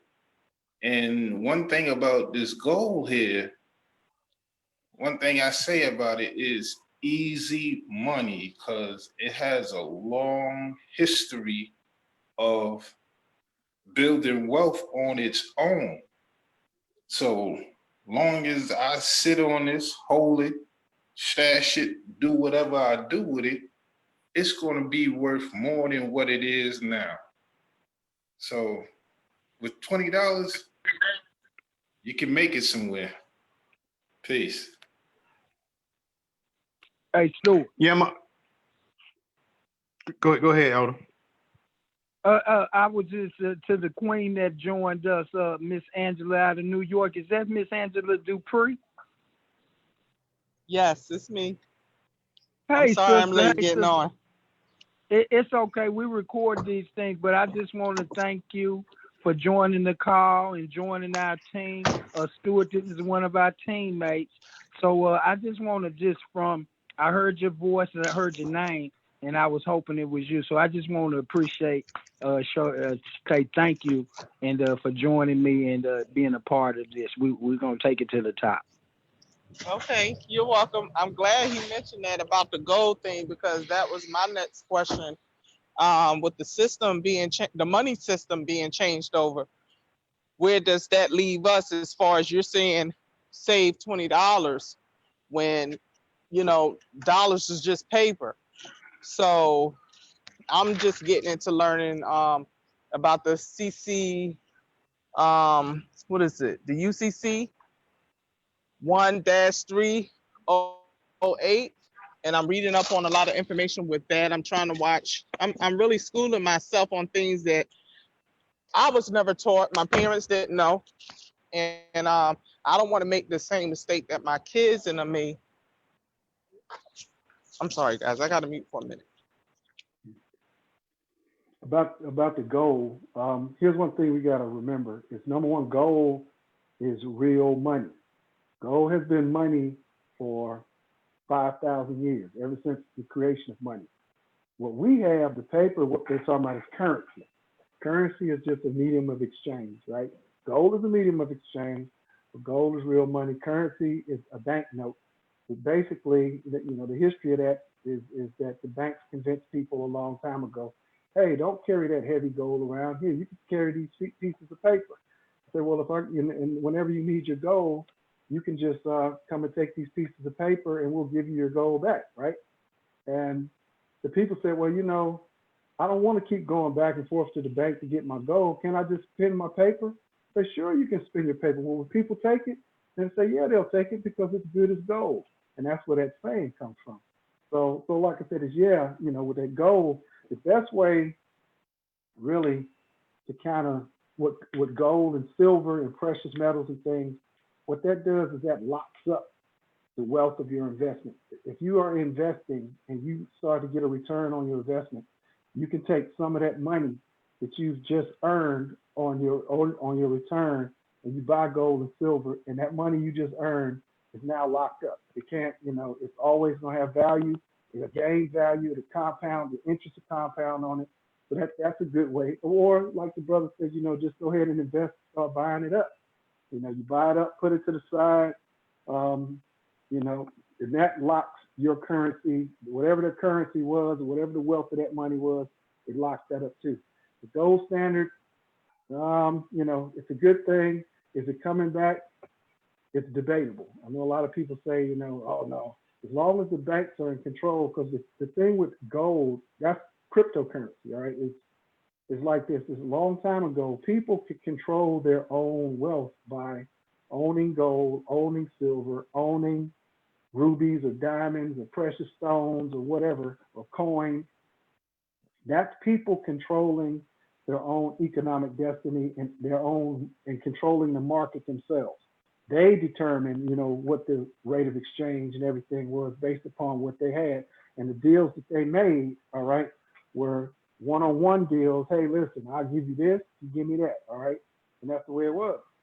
When you start getting governments involved, governments start taxing, okay? So now how can we keep, how do we keep track of taxes? How do we make sure that, people are taxed, are paying their taxes, all right? Every single time. Oh, we'll just create some currency and we'll just tax businesses, and businesses can pass on that sales tax to the customer, and that makes sure that, all of our, that we get our tax dollars to run and operate the government. So you have a lot of opposition, all right, to the gold standard, but it's still a good thing to buy, because no matter what, no matter where you go in the world, you have some gold, you can always exchange it for whatever currency they have, and now you got whatever medium of exchange for as far as purchasing and doing business that you want to do. I just wanted to add that right quick. And then, like I said, still we have to look at basic things to do.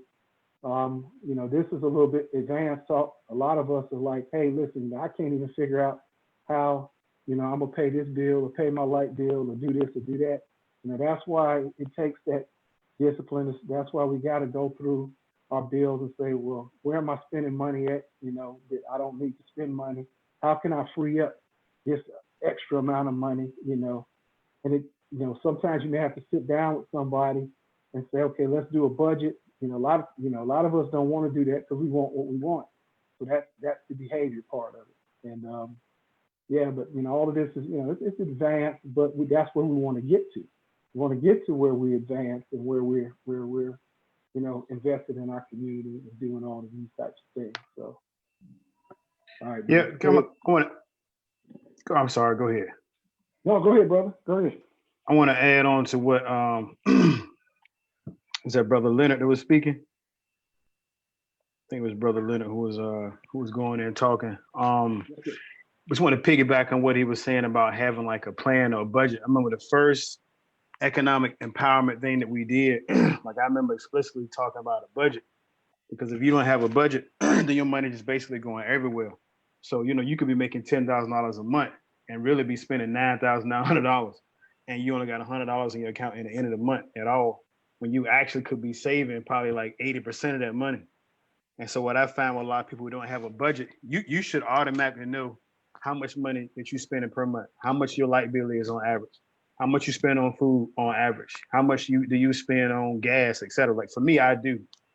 For my household, me and my wife, we stick to our budget, and we factor everything inside of the budget every single month. You get what I'm saying? And in doing small stuff like everybody's been talking about, it keeps you from living paycheck to paycheck. And I know, people are getting unemployment now, and some people are worried about some things, but before unemployment, all this stuff actually kicked in, there were people who were actually really, really struggling. They were struggling. And I know quite a few people who were struggling. And if you don't want to struggle, and the very first thing you got to do is, as we talked about, the very, very first economic empowerment conversation we had here, you got to sit down, you got to be honest with yourself, you got to factor out how much money you make a month and how many bills that you have, like all of your bills, factoring everything, how much it costs to get your hair done. If you go out to eat, how many times a week, you got to go through there and really, really figure out how much money do you actually need, how much money that you're spending per month. Once you can figure out how much money you spend per month, and based on the money that you're bringing in, then you can kind of figure out and say, okay, cool, I am spending, maybe I really don't need cable. And for some people, that's a tough thing. Like I got to get rid of cable years ago. You may say, really, I really don't need cable. Some people may say, I may say, well, maybe you really don't need Netflix. I know it's hard for people to live without those things, but maybe the money that you would spend going out to eat, 4 or 5 times a week, or however many times a month that you may go out to eat, you say, man, I'm spending $200 a month just going out to eat. I can take that same money and I can just, cook healthier meals at home. So then you're eating something healthier and you're saving that money instead of going out. And I'm not knocking going out. That's not what I'm saying. But what I am saying is adding on to what the elder is saying. You got to have a budget to know where every dollar is going. If you don't know where your money is going, and your money really is ruling you. For you, and I said this too on the very first roundtable we had. Money is a good servant, but it's a horrible master. And if you live your life chasing money, then you're a slave to money. Your whole mentality is around money. Let money worship you. Let money serve you. And the best way you can do that is sit down and create a plan for your household. How much money do I make a month? How much money is going out? You always want to have more money coming in than the money you have going out. Again, I'm a big person on saving. I don't necessarily invest in gold. I don't think nothing's wrong with gold or silver. I would have pieces, I would. But for me, I'm a big person on saving and debt, because you can really use and leverage debt to get a lot of things you want. There's some jobs you can't get if your credit score is not correct. You get what I'm saying? Like when my kids go to college, I'm not giving them an ATM card. I'm gonna give them a credit card to help them build up credit. Also with a credit card, all these things that we said in the first one we had. If you have a credit card, your credit card gets lost, or somebody hacks your credit card or whatever, your credit card may only hold you liable for maybe $50, and the rest of the money, your credit card, they will refund you your money. Anytime I make any type of purchase online, I use my credit card. You get rewards back, all type of stuff, and you building up your credit at the same time. A debit card, no matter how much money you got in the bank, it is not going to improve. It's not going to improve your credit. It's not at all. So I'm a big proponent on. I mean, obviously, yes, investing, but saving and building up your credit. Another reason, and to add on why I'm big into saving is you can have a lot of money tied up with investing, as I said before. You cannot immediately get that money. If you have any type of immediate emergency, you're going to need to be able to have cash real quick, real fast. They're just, and not trying to be funny, like the person that you're going to with debt, they may say, look, I don't want no gold, I want my money. You transfer X amount of dollars, money in my account, or you come drop off this check. And so, like, if you have money saved up, quick, tangible money that you can grab to go take care of an emergency. You know what I'm saying? If your car gets flat, your tire gets flat, or if your water heater messes up in your house, or you need an emergency for a medical bill, you can quickly grab this money. I'm not saying have tens of thousands of dollars, not what I'm saying, but it is good to be able to have money saved up for rainy day. And it's really for peace of mind, because banks are really not going to give you a high interest rate, because you can make more money in the stock market in terms of your percent on return. But having that's like a savings account or money stashed away for a rainy day, that rainy day will come. Get what I'm saying? And if you need that money immediately, if you're on Robinhood, you got to transfer that money out of Robinhood into your account. You got to wait how many days for it getting there. And if the emergency is right now, you have to wait on that money. So have some money. I don't know what the number is for you. I have no idea. Have some money that you can quickly get if my tire goes flat, if two tires go flat. Get what I'm saying? Or any emergency that and I don't know what emergency may be. Have some money. And again, I'm not saying tens or twenties of thousands of dollars, but have some money that you can quickly obtain for a peace of mind. And I'm a big proponent on having money saved up. And I'm with investing. I'm with all that other stuff. I'm with all of it. Can I go share ahead, my Elder, I'm sorry. testimony? Yeah, please do. No, I didn't mean to cut out, but what you're saying is very important. And that's one of the things we're talking about when we're doing this discussion. But I just want to share with you what happened to me. See, I started what I'm doing currently in 2017. Before 2017, I had 5 children. Me and my wife raised 5 children. So I've worked that whole time, and I was paying my money like everybody, just living paycheck to paycheck. Well, one year, my kids came off my taxes, and that year I owed money. It happened again the second year. I owed money. Now, I was concerned the first year, but I really started seeking a solution the second year. And like I said, I'm living paycheck to paycheck like everyone else. So once I joined this particular business I'm in with Stewart, and he'll probably go into it, and it's what I'm talking about, that money. See, we work, we pay taxes, but what you have to do, and this is a nugget, you have to start you a home-based business so you can take advantage of these tax deductions so you can bring all your money home from your job. I've been getting all my money from my job since 2017. I don't owe taxes. I learned how to write them off. I take my cell phone off, stuff I'm already paying for because I'm actively in a business.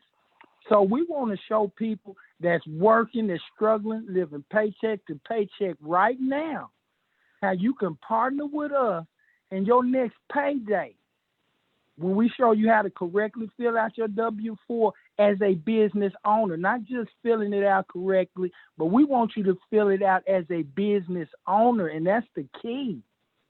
Get all your money on your next paycheck. You start learning about finances. You start learning about eliminating your debt. With this program, we teach you how to fix your credit. Not pay somebody $1,000 to fix your credit, but learn how to write the letter yourself. Learn how to get that letter certified. Learn how many days it takes. We teach you about history. We have programs to build you history. We have programs for identity theft. All these things are available, and we share bits and pieces with people every day. But for people living paycheck to paycheck, if you want to get a boost on your job, you would call us immediately, and let's get you started to saving money, to being an investor. It takes time, but We already have a program that's step by step. We won't have you investing in before you're ready. We won't do you like that. But we want to show you from, like we said earlier, our testimonies of things that we are doing, that you can put this puzzle together and accomplish everything you want. We already have the plan. I just wanted to add that on because what the brother was saying is true, and we don't want you to do something that you're not ready for. So when I get some silver, like he said, I done just locked up some money this week. I could have bought a scratch off, but I just put something up that I'ma never see because I'm in a generational thinking that I can just look at it and think about when the grandchild looks at this and say, look what we found in the closet, you know. But man, I just wanted to get that out because this is real to me, and I want to thank Stuart, Angela, the brothers that's been on the panel. But really, if you live in paycheck to paycheck, and most of us are, let's change that. And the only way you can change that I know of easily and quickly and get the boost on your next paycheck is to partner with us. That's good stuff, Elder. And I want to just add on two quick things, and I'll be quiet. This master you. This is like just a quick moment from my life. You know, before I became like really, really financially literate, I had hard times, financially. I didn't know my money was coming in or going out. And the thing of it was my mama educated me. And what mama did, she set me back down again and she knocked some sense into me. And I never forget, I had my car broke down. My car was broke down. It was costing all this money to get it fixed. And somebody came to me, was like, I can let you borrow. Somebody had came to me in my family and said, man, I know you get your car fixed is gonna be like a lot of money, man. He's like, man, I hate to be in your position. And you know what my response was? I was like, nah, I'm straight. He's like, what you mean? I was like, I got the money for it. I set that money aside. So I wasn't worried about what it cost to get my car fixed because I had set the money aside. I ain't had to borrow no money from nobody or do anything like that in order to get it fixed. You get what I'm saying? And so that's what I'm saying by having money tucked aside for an emergency. Now, on the flip to that, I just want to say a quick few things about, why some people are against this, but I'm a big proponent on like building up credit and, why you should have a credit card. Now, if you don't have any type of sense and you can't manage your credit card, then obviously you shouldn't have no credit card, but if you got any type of discipline and you want to, build and, purchase things and buy things, build up your credit history. If you got a credit card, I'm telling you, credit card, you can build your credit history. You're not going to build a credit history with a debit card. It's not going to happen. You got a credit card, it helps you better to manage if someone, like I said, steals your card, like with liability and stuff. And I know I said earlier, I know there was like some type of law passed or act passed that says if someone uses your credit card without you knowing or steal it, whatever, I want to say you're only liable for like $50. I think that's what it is, if I'm not mistaken. And the credit card company, pretty much pays that money, will pay the rest of that money back because the credit card is really their money that you're borrowing. You just have to pay them back. And if someone, takes money off a credit card, again, they're taking the person who's lending you the credit card issue, they're taking that money. They're taking their money. So they want to refund their money back. So they're not going to let those things happen to you. If someone steals your debit card or you lose it and they make fraudulent purchases, it can take you months at a time to get that money back. I'm telling you, it can take you a long time to get that money back. With credit cards, you earn rewards. You get like cash back, flyer miles.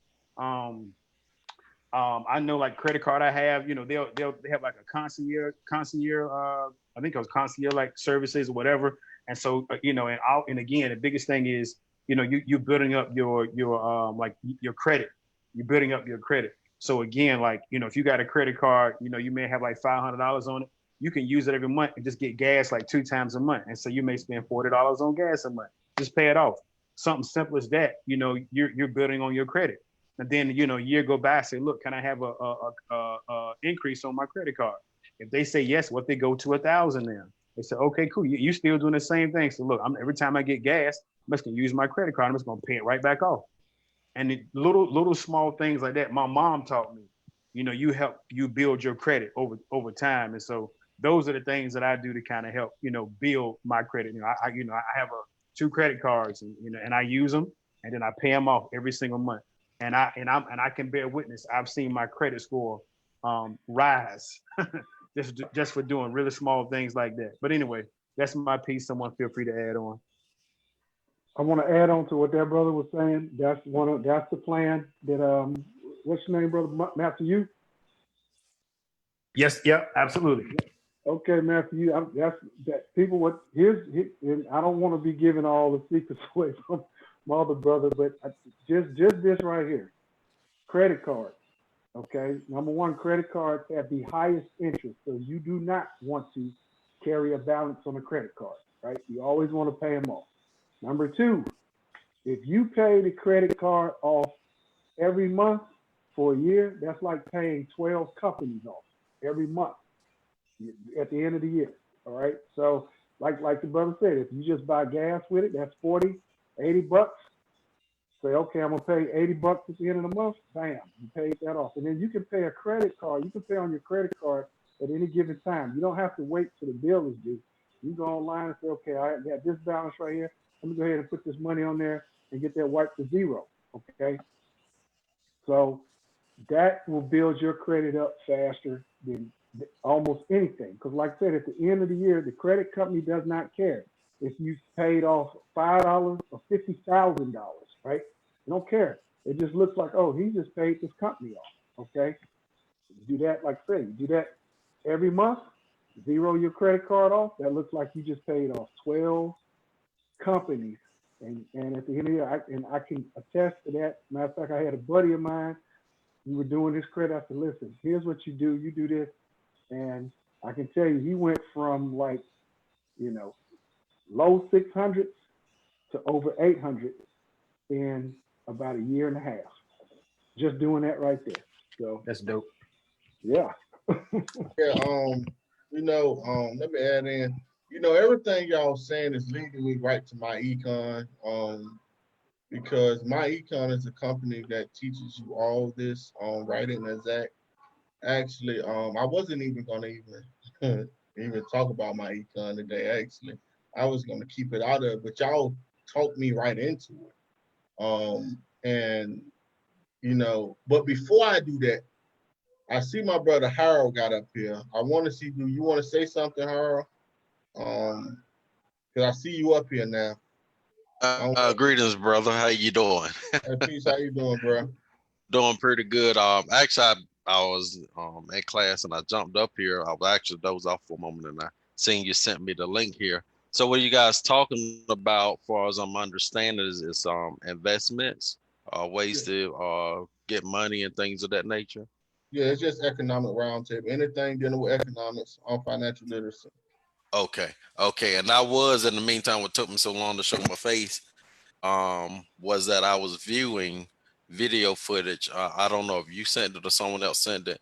Gregory Lloyd, who was an Army combat veteran, who he was a med, and so the police pretty much damn killed him, and then they got him in the prison or so forth or wherever they got him at, and later he died that next day. I've never heard about this, and I ain't trying to change the subject, but I've never heard about this. This was swept in the rug, and I'm just like really furious right now. So I'm trying to keep my cool here, so that's why I didn't get up right away, because I'm sitting here like WTH, and what is it, WTF? And so I'm just trying to keep my cool. Wonder why was this swept in the rug, under the rug? But yeah, for far as economics, far as Sataru, I deal a lot with when it comes in the insurance industry. Actually just passed my final exam yesterday, with even my health exam, so I got to go take the state test. But I do know that insurance. Thank you so much. So, and greetings, brothers and congrats, sister. Man. Congrats. Thank you. Yeah, I deal a lot with the insurance industry, and so I know in the insurance industry, it's a great way to save money and build compound interest without, being charged taxes on it. It's a great way to save for your kids' education. and things of that nature. I mean, it's a great investment altogether, and it's even cheaper now due to COVID-19 that you can get these insurance policies. I mean, it's pretty much pennies right now for people that really want to capitalize off of, getting lump sums and being able to borrow from them and not having to pay it back. Having a great uh, death benefit, something that you can leave your legacy, without having to work hard for it. I couldn't imagine how many hours you had to work in order to save $1 million policy, you know. So it's a great thing to do. Imagine if we all left our legacies with $1 million policy that was only what, maybe $250 a month, at most. If some of them cheaper than that, but this is the way another way that I thought we can create wealth, and then you can also borrow from it right now. You don't have to wait later. You can borrow from it, without having to pay it back, without getting any charges from the IRS, anything. Cause right now it's protected from legislation. So that was one of the things that I do go around doing. I do financial analyst. I do. My mind is just totally distraught, y'all, because of this thing. I can't even think straight. I'm just so fucking pissed, but I'm trying to keep my cool. uh, well, I do analyze, go and I do. Help me out here. Help me out. Lord have Listen, mercy. I know what you do. I know. Look, it's on. Look, Yeah, I'm you know just how so mad, man. I'm just I know I how. can't even Look, think straight. yeah. Listen, we'll talk about that on Wednesday. I'm familiar with that case, and so by me being a veteran, I understand where you're coming from, especially you've been in the military. And you can see that, but I'm not gonna change the subject. So we'll talk about that another day. But what I Yeah. want to do is what I'm gonna do. Hold on. I'm gonna share my screen because everything that we are talking about so far is dealing with a company that we're a part of, and I won't gonna do it, but I ain't got no other choice. So I'm gonna share my screen real fast. I'm not gonna dwell on this a lot, but something that Master you was talking about was credit, right? So one of the sayings is that cash is king. Cash is king was once a powerful statement, but in today's digital world, credit runs the kingdom. You know what I'm saying? So credit affects every aspect of life today. Even if you have a great career and boatloads of cash, you still need a good credit score, right? And with my econ, we have a system that it's a my credit system where like the elder Richard was saying that we teach you how to fix your credit.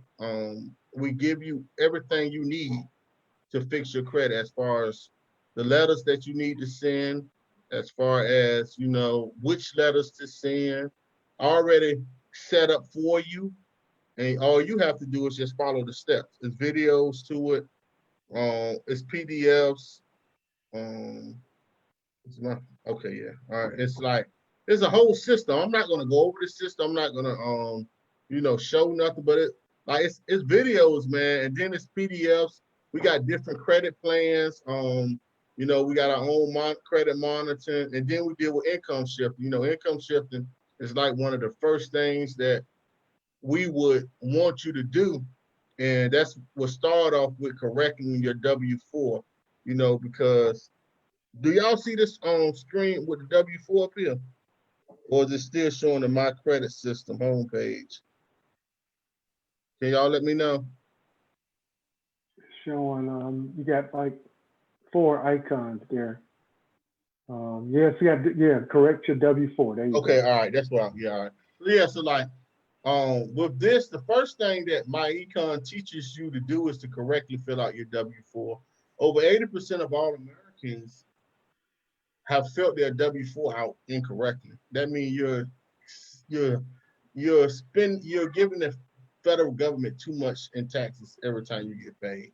So that in itself will be one of the first things that you will learn if you join this company is how to correctly fill out your W-4 and also fill it out as a business owner. Because once you join my econ, now you are a home-based business. So by you being a home-based business, now you work from at home. So you have a lot of tax benefits as being a home-based business that most people don't have and don't take advantage of, especially if you're not a home-based business, i.e. cell phone bill, your cable bill, internet bill, you know, a lot of meals, just a lot of different things, your car insurance, your gas mileage, even dealing with fixing your car. Like if you have problems, you know, if you use your car to help with your business. So it's a lot of tax write-offs that you have once you have a home-based business. And this is something that my econ gives you is a home-based business, and it teaches you how to use these tax write-offs. So it steps to it. Like first you want to correct your W-4. We have a debt eliminator calendar that you will use to eliminate debt. Something that Master you was talking about where he was saying that you get all your bills together. We have that as well. Where you know you get all your bills together, know how much money that you have coming in, how much going out. Right. Then you have the cash flow manager, you know, the my credit system, and then you have investment education. Like these are 5 steps that my econ help you with, and they are all combined. Actually, we have been talking about all 5 of this all day. That's what we have been talking about. Actually, this whole show is dealing with these 5 steps, wherein you want to talk about investing, where you need to find out where can you get this money to invest. Well, correctly filling out your W-4 will give you extra money right then and there. You know, that you can help you with investing. Then once you deal with your debt eliminator calculator, it helps you see the debt that you have and start eliminate some of that debt with this extra money that you have by correctly filling out your W-4. Then when you get your budget in line, with your budget, you automatically going to save money once you see how much you're kicking out.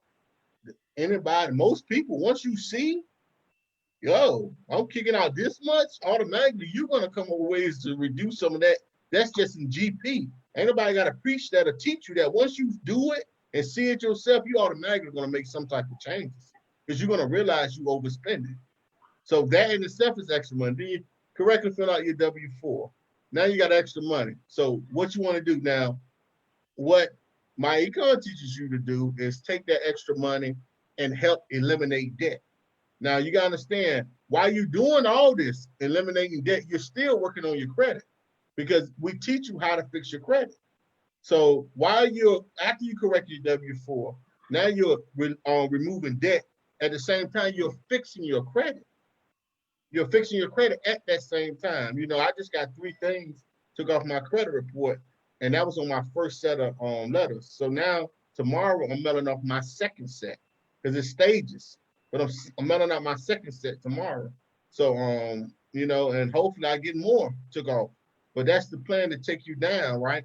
And then once you get your credit good, now y'all was talking about the credit card. Let me tell you something about the credit card. When they're dealing with your credit and credit card, you have credit utilization, right? So it's the credit. Should I pull that up? I'm not. But like with credit, it's broken down like a pie, right? And you got different slices of this pie, right?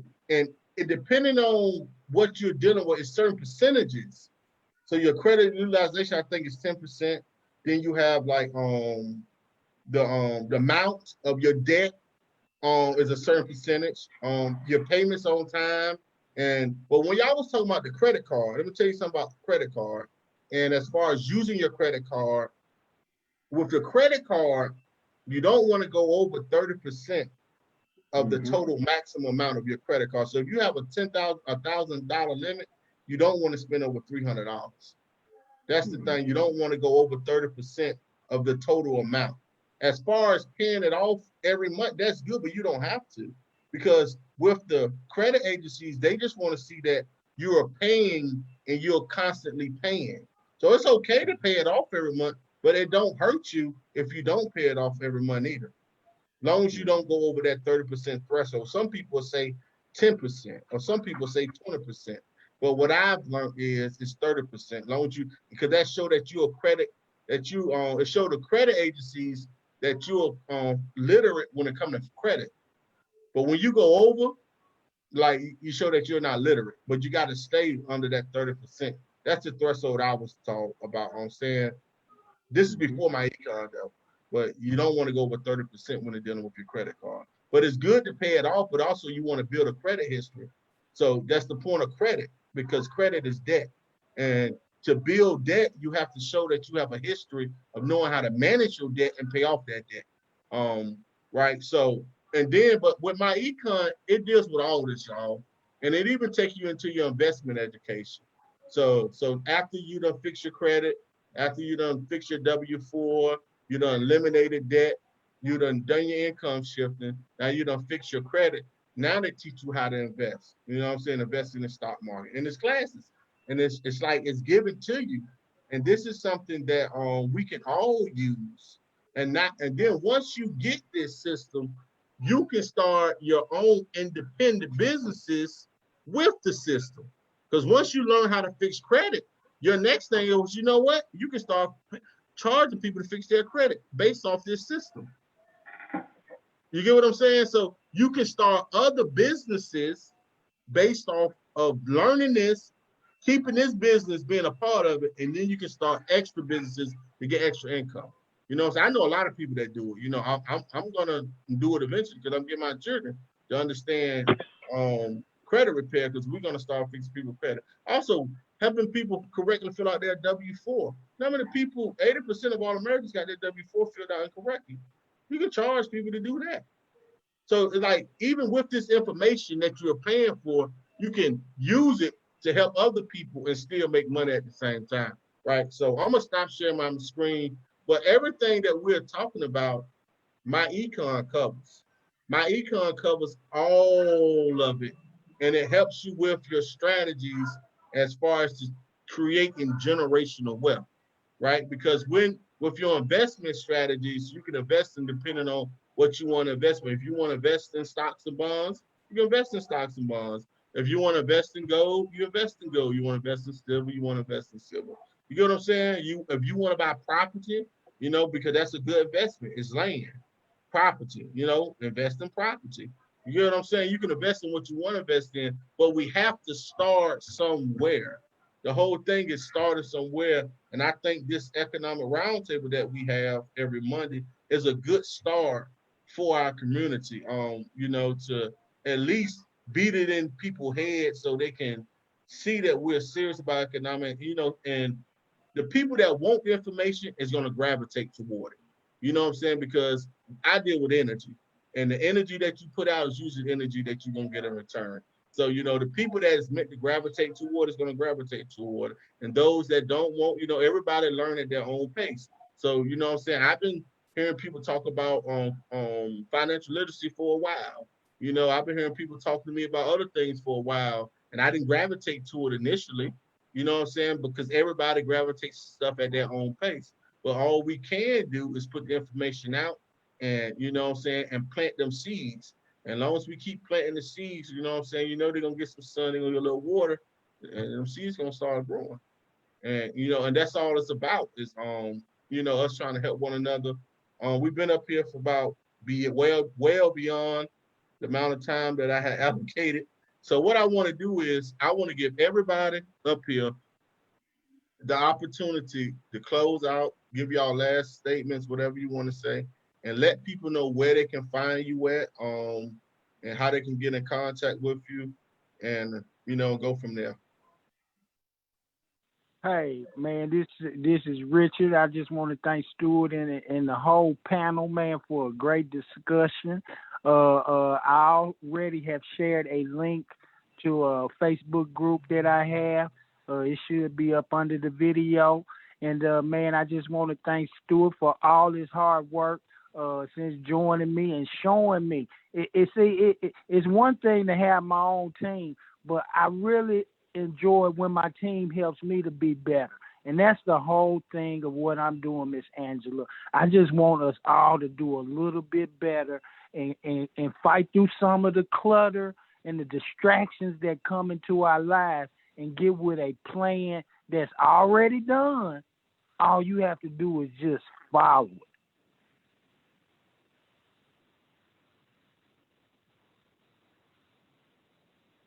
That's it for me, fellas. Yeah, peace, everyone. Always a great discussion. I didn't talk because so many people were just on point, and so I definitely appreciate you all, Brother Harold. he came in. Brother Sat Haru, Brother Trueborn, Brother Leonard was in here dropping some jewels. Brother Richard was in dropping some jewels. The brother Nabat up here also, and Sister Angela. And I appreciate you all very, very much. And again, Sat Haru, appreciate the platform, man. Much love. Yeah, just real quick, family. This your brother in the back, Kafefre Amunreye. It was definitely a good opportunity to to hear everybody's input at the jewels that was dropped tonight. I heard a lot of good things. Even from the sister, even from the sister Angela, she pointed out UCC 1308. That's definitely something that we want to do research on. All of those type of things is very, very important. So I'm just glad I was able to to learn and be a part of the discussion. Look forward to the next one. Hey, you guys, this is Harold Parker. I want to thank Ted Haru for inviting me. I did learn some things here that hadn't been brought to my attention, such as the silver, the credit, and things like that. And I do apologize. I'm still a little distraught because of the thing that I just learned about. But I do free financial analysis, with people to see what I can do to help them. So if you're ever around the way, look me up, Harold King Soul Parker. Again, that's Harold King Soul Parker on Facebook, and I do free financial analysis, and I try to draw the plan that can help you be successful financially. But I am interested in some of the things that I see, like Trueborn has. Look, he has some coins up there. I am interested in some of those things. So if you can, just drop a line on my Facebook Messenger so we can get up. I've already talked to Seth Haru about some things with silver that I'm definitely interested in, because those type of things like that are going to be the things that's going to be valuable, versus I believe I wanted to say it was Sister Angela mentioned just versus paper. And so I'm definitely interested because you can go anywhere with gold and silver. So thank you guys. Again, I do apologize. I'm just kind of off right now, and I'm trying to get myself together. So you guys know how I am when it comes to this, this racial injustice, and economics is the beginning. And to me, it's the foundation of us actually gaining power, us being an asset, and to be recognized even as human beings here. And this is definitely the time for this. I have a couple projects going on right now. One is the Peacekeeper Initiative. I have Your Time TV, which is unapologetic Black television, and also the World Online Mall, which we're showing all the Black businesses around the globe, and it's the home of the new Black Wall Street. That's my take. Hi guys. Thanks for having me on. I'm sorry. I was still at work. This is the first time I did a double. So I'm on a tour that I shouldn't be on. And I want to learn more about how to convert my um, portfolio or deferred comp into gold and silver. And I learned a lot tonight. I wish I would have got on in the beginning. And I'm looking forward to being a part of this every Monday. There's some other stuff I wanted to say about I had started researching all this stuff when I was younger. I'm mad at myself for not sticking with it because I had invested in bonds. I ended up having to cash them in because my dad died to help bury him. He didn't have an insurance policy. So you're absolutely right about having cash on hand for emergencies. I was good at saving for vacations and things like that. I had like 2-3 different types of savings account. But the problem is getting my husband on board because he likes to spend.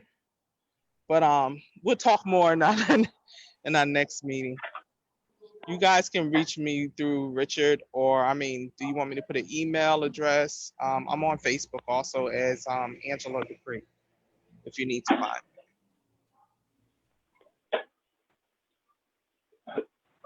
Peace. This is True Boy. I'm just letting y'all know I'm on Facebook too, and I go with the government Reigns Eric, and I'm all about the silver and gold. So if you want to contact me about silver or gold, or if you want to get into some digital currency, I can talk that stuff too. So whatever it is, gold, silver, digital currency, you can holler at me. Peace. All right, go and sit down.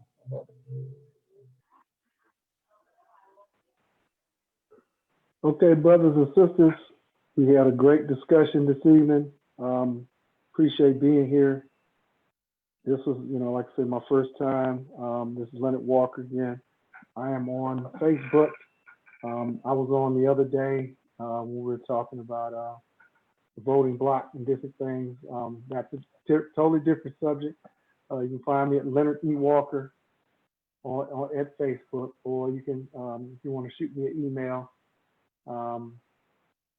you can shoot me an email at lewalker1967 at Yahoo. Okay, and we can rap about things. I just want to leave everybody with this. Okay, when the brother was talking about credit, the purpose of credit is not to buy things that you cannot afford to pay for right off the bat. That's not the purpose of credit. The purpose of credit is to buy things and not be able to touch your capital that you are earning interest off of from your investment. That is the purpose of credit, all right? So that you're not touching your capital, you can build upon your capital. Credit allows you to spend other people's money to get the things you need, all right, while you're building up your wealth by not touching your capital. So one thing we got to learn, going forward, that we can take away from this meeting for those who are listening, not about what you make, it's about what you keep. Peace, family.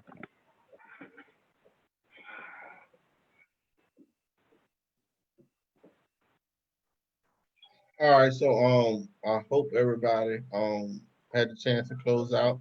My final thoughts is gonna be real quick. With us and everybody that's up here, we all connected as far as with this network marketing, and this is part of the goal that I wanted to do, was to create a family of people that we are all network marketing together. Meaning, so like if someone wants to buy gold or silver and they buy from either one of us, all of us benefit because we are all linked together. Long as that, what I'm saying, we going down the chain of command. So like the sister was saying that she wanted to get involved in the silver, I would tell her to talk to Richard. See, because I understand the chain of how it goes. So I would tell her to talk to Richard and but this is what I always wanted to do was I see how we always talk about us supporting each other. And so a lot of us do network marketing. And but we network market just to benefit ourselves, not to benefit a group of people. So I wanted to get a group of us together that is network marketing, but we're growing our group and we're also helping one another because the information that we are using is all combined. If you pay attention to the things I'm talking about, it's dealing with fixing your credit, income shifting your money, and now investing that money. So investing that money, if you want to invest in precious gold, silver and stuff, well, it's people that have gold and silver.